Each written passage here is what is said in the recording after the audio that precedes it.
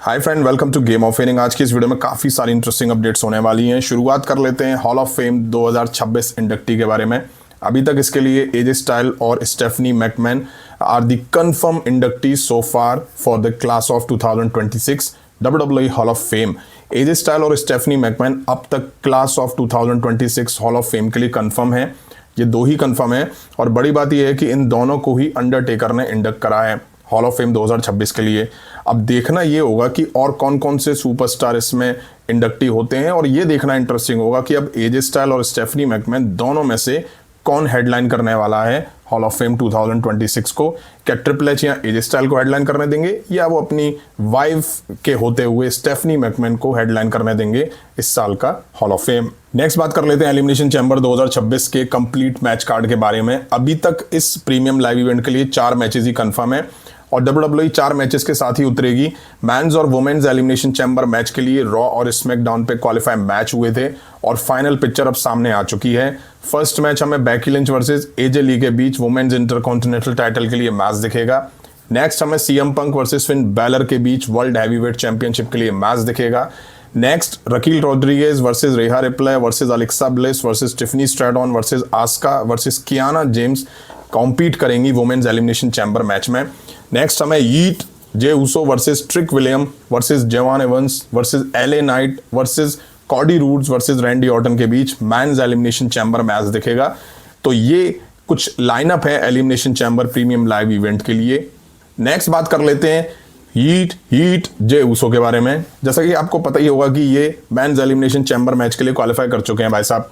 अब पिछली बार की तरह इस बार भी जे ऊसो ने जैसे ही मैच जीता उनको मैसिव हेट मिलने लगी, वो भी यूट्यूब वीडियो पे। WWE ने वीडियो पोस्ट करी उनके जीतने की और उस पर लाइक से ज्यादा डिसलाइकों की बाढ़ आ गई भाई साहब। अभी करंट में उस वीडियो पे 2,23,000 व्यूज हैं, इसमें से 6.7 के यानी कि 6,500 से ज्यादा लाइक हैं और 20,500 से ज्यादा डिसलाइक हैं, यानी कि 75% इस वीडियो को लोगों ने डिसलाइक करा है। अब भाई फैंस तो कमाली हैं। लास्ट ईयर रॉयल रंबल जब जे ऊसो ने जीता था उस टाइम से ये चीजें चल रही हैं और आज तक चल रही हैं। दबा के जे ऊसो को डिसलाइक मिलते हैं जब भी वो किसी मैच को जीतते हैं। अब उन फैंस से मैं पूछना चाहता हूं कि तुम लोग चाहते क्या हो और फिर वो कौन है जो जे ऊसो की एंट्री पे इतना बुरी तरह से ईट करते रहते हैं साथ में। नेक्स्ट बात कर लेते हैं एजे स्टाइल के बारे में। जैसा कि अंडरटेकर ने आके एजे स्टाइल को हॉल ऑफ फेम 2026 के लिए इंडक्ट कर दिया है। अब इससे जुड़ा कुछ इंटरेस्टिंग सामने आ रहा है। AJ Styles was reportedly not told that The Undertaker would be announcing his Hall of Fame induction. That whole thing at the end with The Undertaker and the Hall of Fame announcement was a legitimate surprise to AJ, who they did not clue in. Update ऐसी है कि AJ Styles को यह बिल्कुल भी नहीं बताया गया था WWE की साइड से कि अंडरटेकर उनके हॉल ऑफ फेम में शामिल होने का अनाउंसमेंट करने आएंगे। एंड में अंडरटेकर और हॉल ऑफ फेम का अनाउंसमेंट के साथ ये पूरी बात AJ Styles के लिए रियली सच में एक सरप्राइज थी, जिसका अंदाजा उन्हें बिल्कुल भी नहीं था। उन्हें लगा था कि जब वो अपना म्यूजिक हिट होगा तो सब चीज़ें एंड हो जाएंगी। हमको भी लगा था कि चीज़ें एंड हो जाएंगी, बट नहीं, अचानक से अंडरटेकर का म्यूजिक हिट हुआ और फिर हमें ये सब देखने को मिला। मतलब WWE ने AJ Styles से इस बात को छुपा के रखा था सरप्राइज के तौर पे और वाकई AJ Styles के एक्सप्रेशन देख के लग रहा था कि हाँ, उनको इस चीज़ का आइडिया नहीं था कि अंडरटेकर आएंगे और हॉल ऑफ फेम अनाउंस करेंगे। अब जब अंडरटेकर की एंट्री हुई तो मुझे तो लगा शायद अंडरटेकर आके कहेंगे कि हम तुम्हारा रिटायरमेंट नहीं एक्सेप्ट कर रहे हैं, तुमको आगे अभी कॉम्पीट करना पड़ेगा, तुम्हें अभी रिटायरमेंट टूर करना पड़ेगा, लेकिन ऐसा कुछ हुआ नहीं। नेक्स्ट अपडेट भी AJ Styles से जुड़ी हुई है, जिन्होंने रॉ के एपिसोड में इस बात पे फुल स्टॉप लगा दिया। अब AJ ने रेसलमेनिया को लेके कुछ कहा है। AJ Styles says WrestleMania has kind of lost its luster. WrestleMania, listen, I'm sorry to say, used to be the most prestigious premium live event or pay-per-view, but to me, it's kind to lost its luster a little bit. AJ Styles ने clear कहा है कि WrestleMania ने अपनी कहीं ना कहीं चमक दमक खो दी है। वो कहते हैं, सुनिए, मुझे इस बात का दुख है कि ये सबसे प्रेस्टिजियस प्रीमियम लाइव इवेंट या पेपर व्यू हुआ करता था, लेकिन मेरे लिए इसने अपनी चमक खो दी है। लेकिन जहां तक रॉयल रंबल की बात है वो मेरे लिए खास है क्योंकि मैंने अपना वहां डेब्यू करा था, इसलिए जहां से मैंने शुरू किया था वहीं मैं खत्म कर पाया। ये मेरे लिए बहुत अच्छी चीज है। अब AJ Styles जैसा बड़ा सुपरस्टार ये कह रहा है तो सोचो कुछ तो बात है। मैं भी इस बात से एग्री करता हूँ। बिल्कुल रेसलमेनिया एक टाइम पर बहुत बड़ा इवेंट हुआ करता था, उसके आने से पहले ही 4-5 महीने पहले से ही फैंस एक्साइटेड हो जाते थे। लेकिन जो पलीदा ट्रिपल एच ने रेसलमेनिया जैसे बड़े इवेंट का कराया ना, अभी तक आप देख लो फरवरी एंड होने को है लेकिन रेसलमेनिया की हाइप नहीं है। जब रॉयल रंबल में एजे स्टाइल ने रिटायरमेंट लिया था तो फैंस का मानना था और मेरा भी मानना था कि एजे स्टाइल को रेसलमेनिया जैसी बड़ी स्टेज पर रिटायरमेंट लेना चाहिए था। बट उनके इस आंसर से क्लियर है कि एजे स्टाइल ने रेसलमेनिया की जगह रॉयल रंबल में रिटायर होना क्यों चूज करा, क्योंकि उनको लगता है रॉयल रंबल बेटर है रेसलमेनिया जैसे बड़े इवेंट से। आप देख लीजिए ट्रिपल एच ने 2-3 साल में क्या हालत कर दी है इस प्रीमियम लाइव इवेंट की। नेक्स्ट बात कर लेते हैं ब्रॉन्सन रीड के बारे में। जैसा कि ब्रॉन्सन रीड ने रिसेंट के रॉ के एपिसोड में जे ऊसो और ओजी एल ग्रांडो के साथ क्वालिफाई मैच लड़ा था, बट अचानक पिनफॉल तोड़ने के चक्कर में वो अपने हाथ पे लैंड होते हैं और फिर वो मैच में कॉम्पीट नहीं कर पाए। अब बताया जा रहा है कि ब्रॉन्सन रीड इंजर्ड है, उनकी बाइसेप्स में चोट लगी है, बट एक रिपोर्ट निकल के सामने आ रही है पर wrestle votes Bronson Reed was plan to be the winner of tonight men's elimination chamber qualify match before he got injured.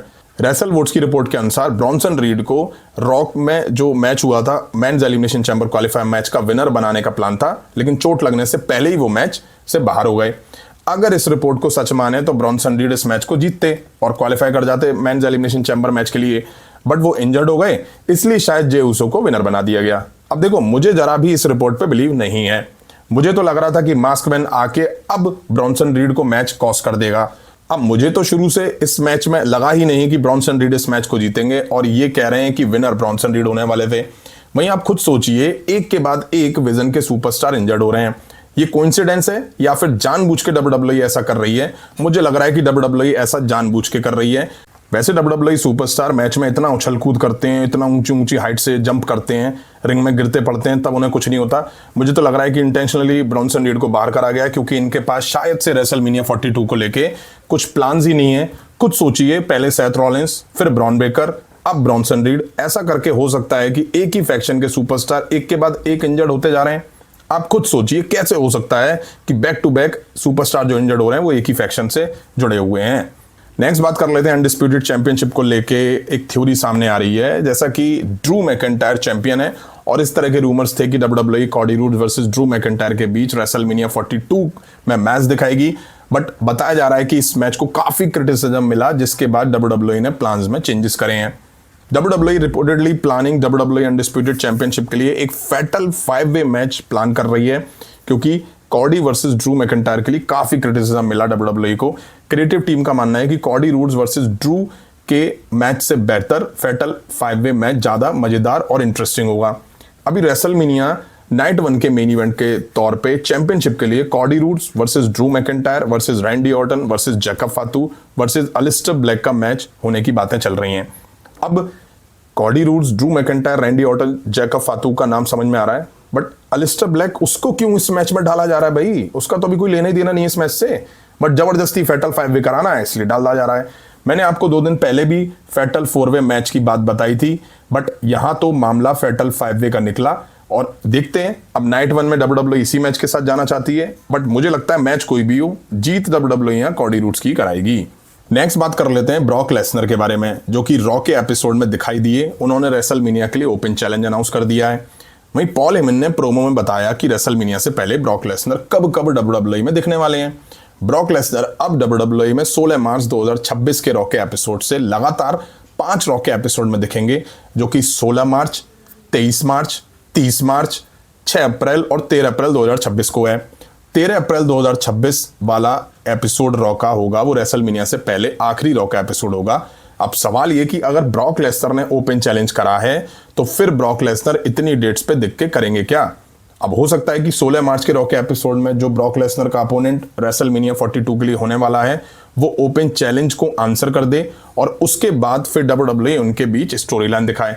But सवाल ये कि फिर ओपन चैलेंज का मतलब क्या रह गया? ओपन चैलेंज तो ये होता है कि कोई रैंडम सुपरस्टार आए और चैलेंज एक्सेप्ट करे, बट अगर मान लें कि डायरेक्ट ब्रॉक लेसनर के ओपन चैलेंज को उनका अपोनेंट रेसलमेनिया 42 में आंसर करता है तो फिर इतनी डेट्स पे ब्रॉक लेसनर दिख के करने क्या वाले हैं? मुझे तो लग रहा है कि डब्ल्यूडब्ल्यूई ने बहुत बड़ी चीज मिस कर दी है। इतनी डेट्स में जब ब्रॉक लेसनर दिखने वाले हैं तो एक अच्छी फ्यूड, एक अच्छी स्टोरी लाइन दिखा के उनका मैच रेसलमेनिया 42 के लिए सेटअप किया जा सकता था। मुझे यहां पे लग रहा है कि डब्ल्यूडब्ल्यूई अभी भी कंफ्यूज है, उन्हें क्लियर ही नहीं है, उनको पता ही नहीं है कि ब्रॉक लेसनर को किसके खिलाफ डालना है। वो अभी भी कंफ्यूज है कि ब्रॉक लेसनर के खिलाफ किसको डालें, इसको डालें, उसको डालें, उसको डालें या किसको डालें। वही चल रहा है बैक स्टेज।